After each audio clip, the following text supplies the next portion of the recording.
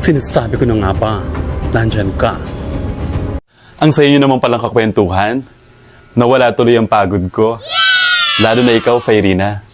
Ang hindi ko lang maintindihan, bakit iniwan ka ng boyfriend mo? Napakawalang puso naman niya. Sa totoo lang, Jiro, ang totoo niyan, Jiro, masama talaga ang ugali ng Fairina na yan, kaya siya iniwan. Hindi totoo yan. Ikaw ang may kagagawa ng paghihiwalay ni na Jiro at Fairina. Tama.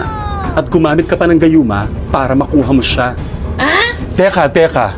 Prince, ano ba to? Ayan na naman kayo. Nag-aaway na naman ba kayo?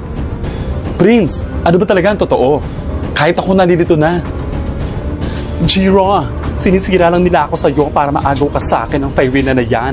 Siya ang may masamang balak, hindi ako. Gusto kanyang agawin sa akin. Itigil mo na ang kasinungalingan mo, Serena. Ano ba kasing ginawa mo sa akin, Serena? Sabihin mo nga ang totoo. Ako ba ang lalaking nang iwan kay Fairina? Hindi ikaw yun. Akin ka lang, Jiro. Hindi.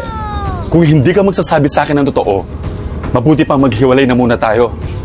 Fairina, pasensya ka na. Jiro, teka. Wala akong tinatago sa'yo. Jiro! Jiro! Ano ka ngayon, Prince? Serena. Anong ginawa niyo kay Jiro?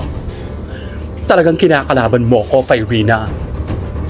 Bumabalik lang ang karma sa masasamang ginagawa mo, Serena. Pasalamat ka. Wala pa akong ginagawa. Sinungaling. Hindi mo na mababawi sa akin si Jiro, Irina. Akin lang siya.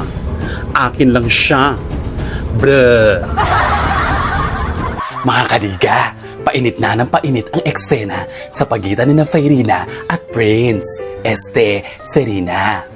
Mawawala na kaya ang bisa ng gayuma ni Serena kay Prince? Abangan pa ang mga susunod pang kabanata. Tinga.